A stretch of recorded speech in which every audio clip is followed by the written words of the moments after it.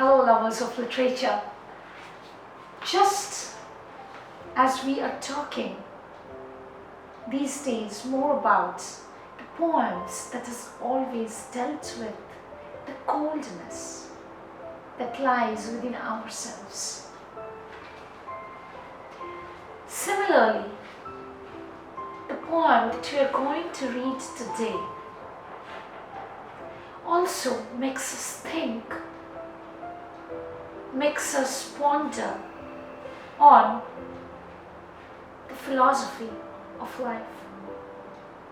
And the poet is none other than, needs no introduction, one of my favorite poets, that is Robert Frost. Robert Frost, as he has himself said, let me quote him, "It is what is beyond that makes poetry," mind you. It is what is beyond that makes poetry. What is unsaid in any work of art, its unsaid part is its best part. So with that note, let me introduce today's poem. Today's poem is a short 8-line long poem. It seems to be the simplest of short poems, with full end rhyme, short lines on the surface. The two stanzas appear to be nothing more than a snapshot or a trivial event concerning a crow, a tree, and a human. If you ask me, what are its main themes? Of course, communication between nature and humans. Next one, nature healing us and helping with negative human emotions. Next, the significance of smaller, trivial events. These are the three main themes. First published in 1923. In the book New Hampshire, this little poem has remained popular because it juxtaposes two fundamentals: human complexity and animal simplicity, in such a compact and symbolic form. The other outstanding feature of Dust of Snow is that it is so accessible. Like many of Frost's most popular poems, the reader being taken under that same tree to experience the crow and the snow. And yet, the analysis will show there's much more going on in what appear to be in the lines that is so simple, so straightforward. So now after that we have done a little background of the poem, let us get into the poem itself. The way a crow shook down on me the dust of snow from a hemlock tree has given my heart a change of mood and saved some part of the day I had wrote. So this is the poem. Now it's a neat form, right? Rhyming lines, rhythmic beat, it's simplicity itself. The poem is an epitome of simplicity itself. It reflects the rather bleak, minimalist imagery.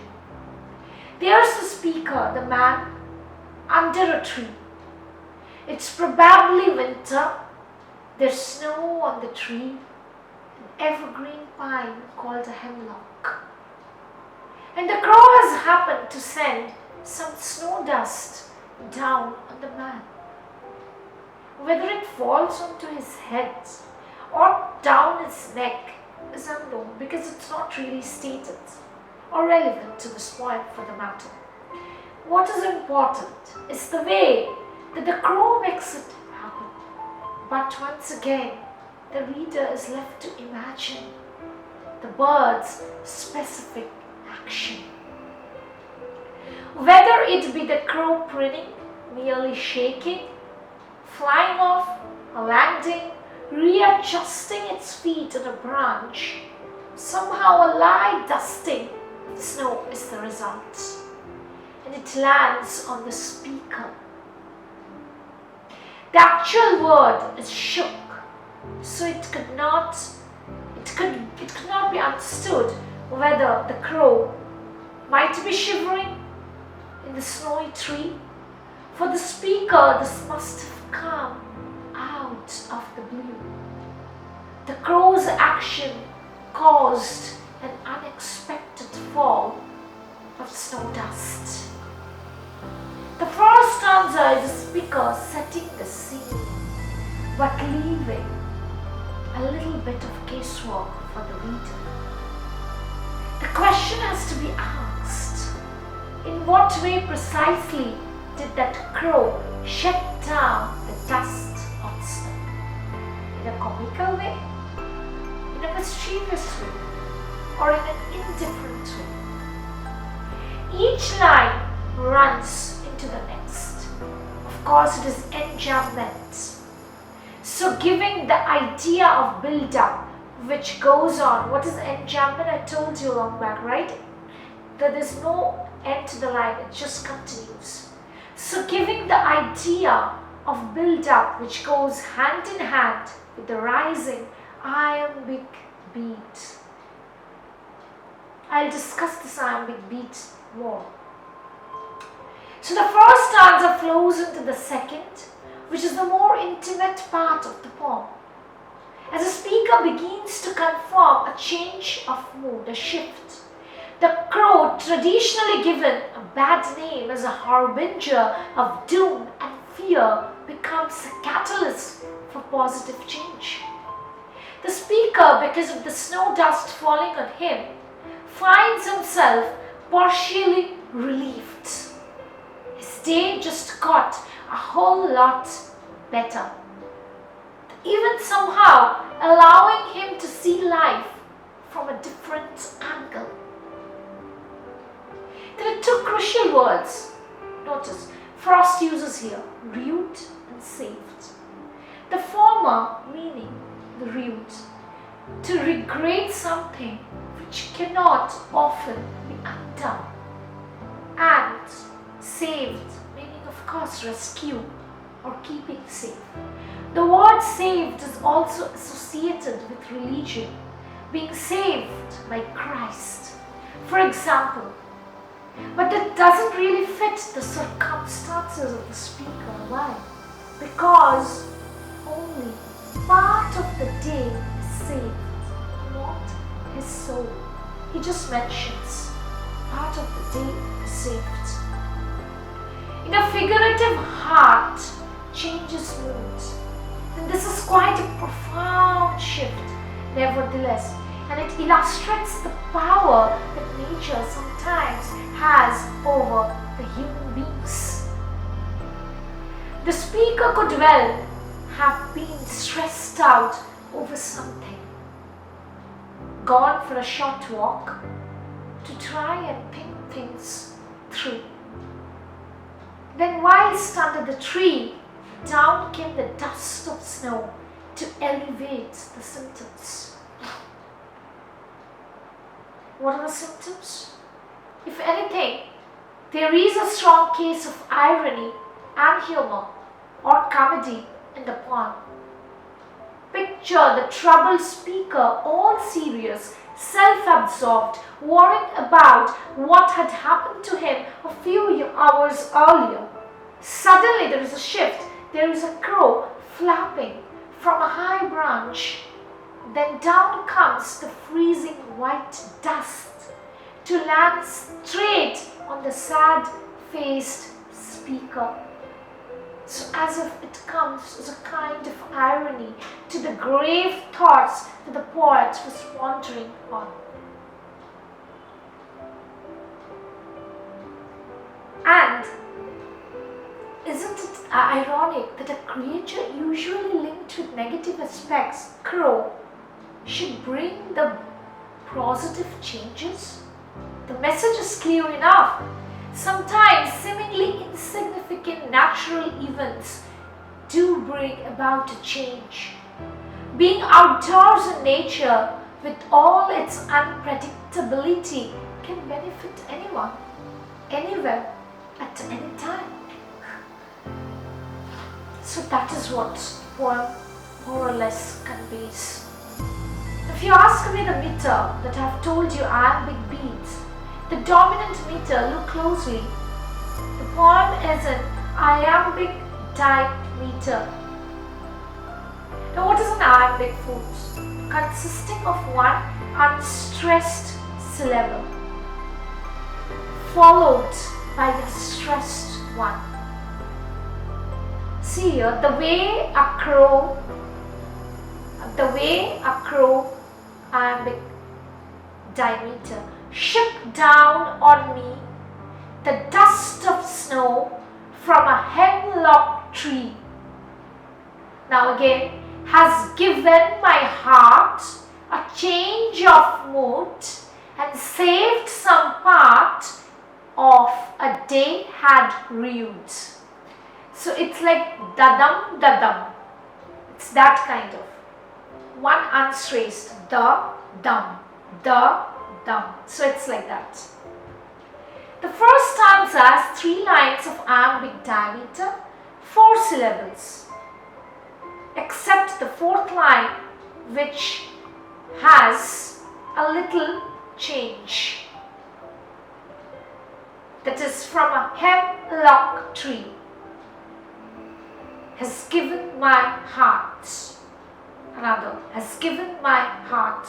Last line, 4th and 5th line, there is a change only. The rest, it is all in that same iambic diameter beat.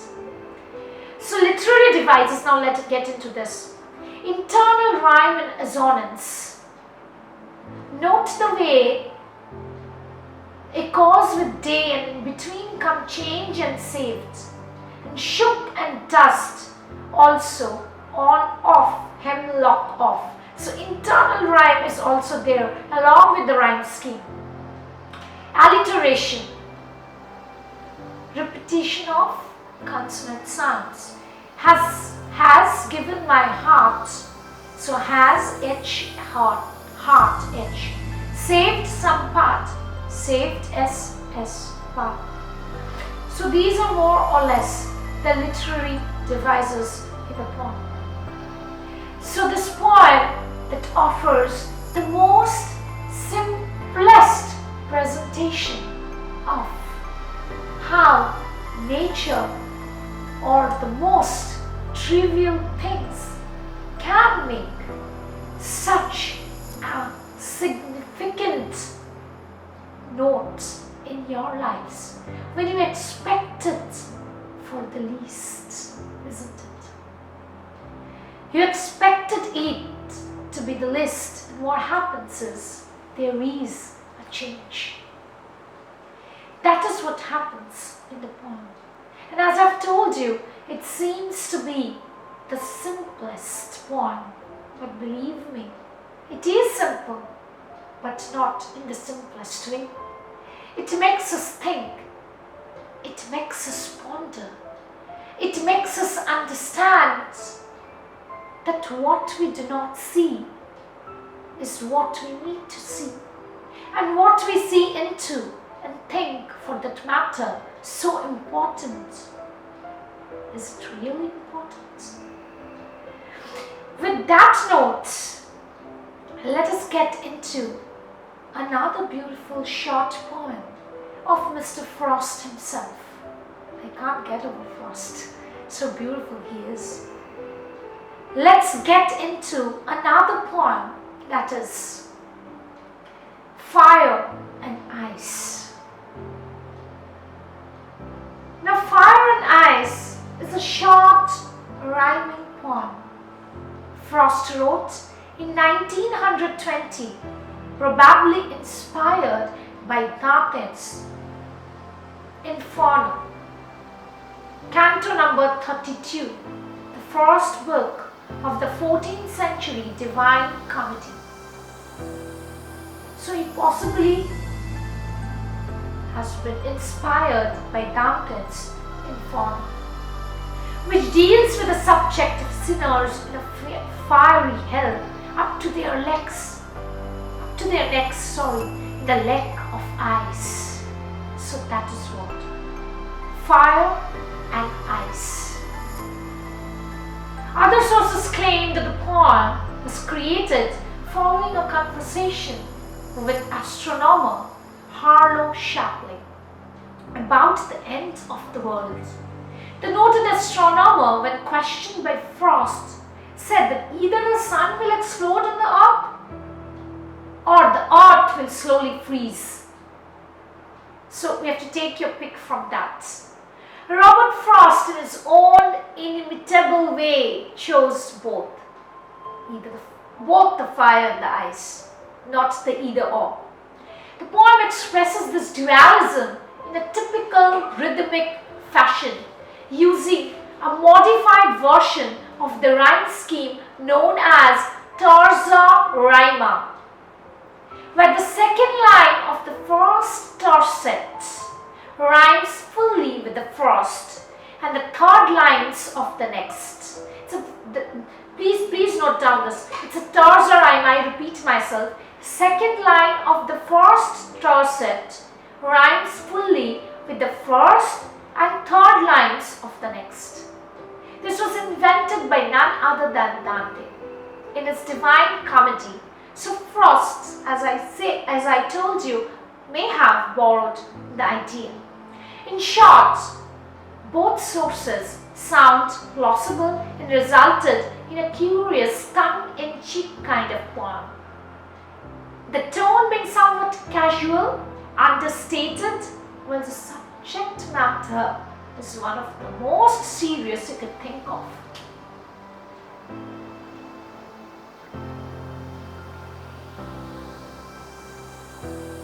So, Robert Frost is trying to get into this quote, speaks in an almost offhand way, as if saying to the reader, just see to the quote, you make your mind up which method of destruction you prefer. One or the other is going to happen sooner or later. As I told you, it was first published in 1923 in his book New Hampshire. Fire and Ice is a strong symbolic poem, fire becoming the emotion of desire and ice that of hatred, that is coldness. In essence, fire is a pure passion and ice is a pure reason. Just dualistic approach. Let us read the poem. Some say the world will end in fire, some say in ice. From what I have tested of desire, I hold with those who favor fire. But if it had to perish twice, I think I know enough of hate to say that for destruction ice is also great and would suffice. Now, after reading the lines closely, it's such a beautiful poem, such a small, such an impactful poem. Fire and Ice is one of Robert Frost's shortest poems, but gives the reader much to ponder on.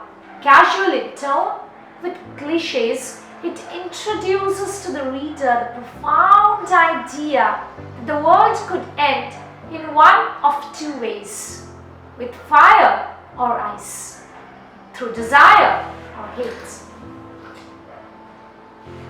It is a traditional iambic beat running through the most tetrameter lines.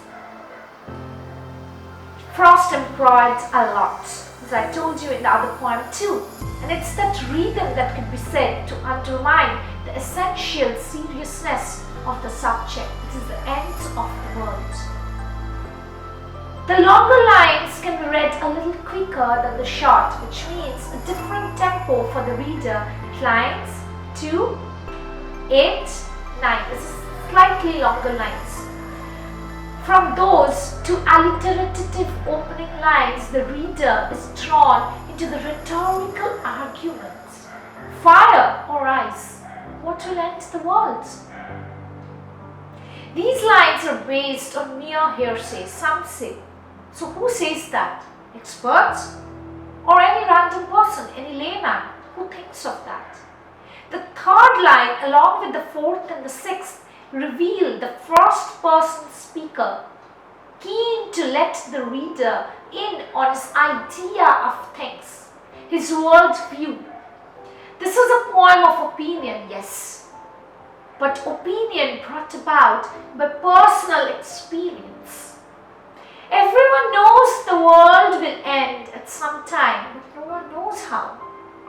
This poem posits fire or ice as the likely cause of the world's demise.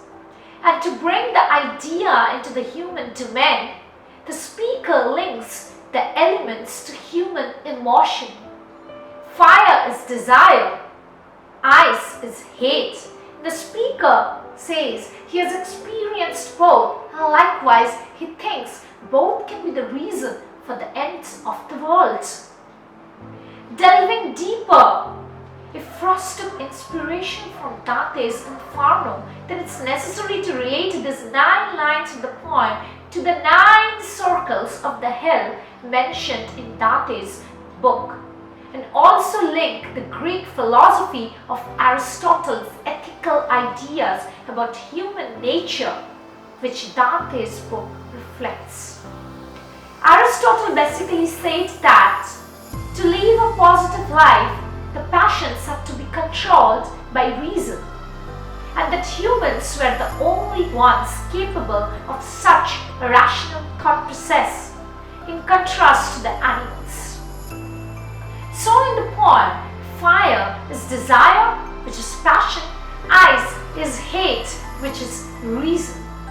Those who strayed away from the positive life through reason were judged the worst offenders, ending up in a lake of ice.